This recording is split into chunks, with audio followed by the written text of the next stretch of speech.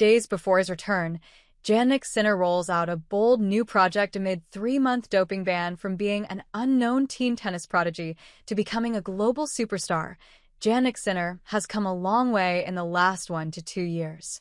Last year in June, while meeting with the local kids at a facility in his hometown, Sinner said, "I was always looking forward to giving something back to the people who helped me and share success with them. And now I can share this world #1, which is the ultimate goal for every player, with the whole country." He called it one of the best feelings. Fast forward 10 months, Sinner has now added a new feather to his cap. What's it, though? Just days before the start of the Italian Open, he has now launched the Jannik Sinner Foundation. This foundation has an aim that is deeply personal for the 23-year-old tennis star.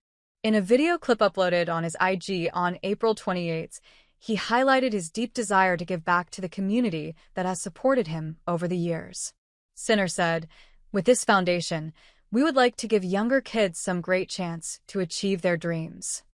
The foundation will ensure, through various school programs, projects, and community initiatives, that both sports and education are more accessible to younger kids. In a press release, Jannik Sinner further elaborated, saying, "For me, it's an honor to support children and young athletes.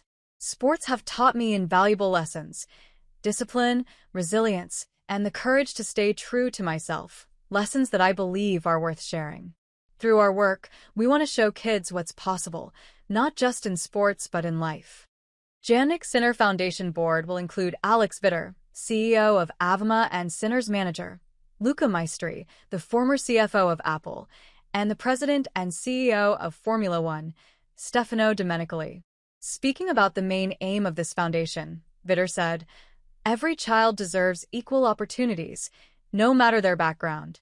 We aim to break down social barriers and create spaces where sports and education become powerful tools for growth, inclusion, and hope."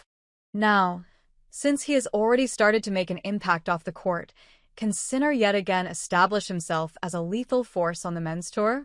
Well, the Italian has played 7 matches this season and has won all of them. But despite having this 100% win record, a few days ago, Sinner was heard admitting that the comeback won't be easy. Interesting fact, Sinner's suspension started on February 9th and will end on May 4th. Speaking more about his return, he added, "The first games will be really difficult. But hopefully I'll be able to get back into the rhythm, and then we'll see how it goes." What does the tennis world have to say about his comeback journey? Though, with time, Jannik Sinner has now become a popular figure in the tennis world, and his close friend, Jack Draper, recently stated that he is looking forward to having him back on the tour because he thinks his absence was heavily felt in the tennis world.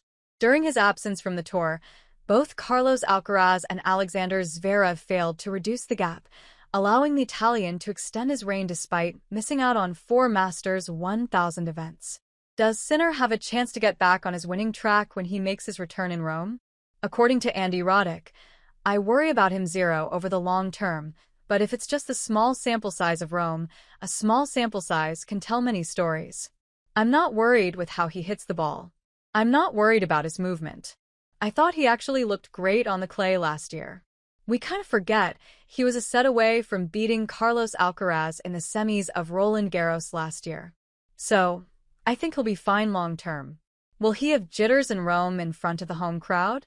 Remember, he didn't get to play in Rome last year either. Roddick highlighted Sinner hasn't played in Rome since becoming the Grand Slam winning no one, so he's expecting some jitters on his return.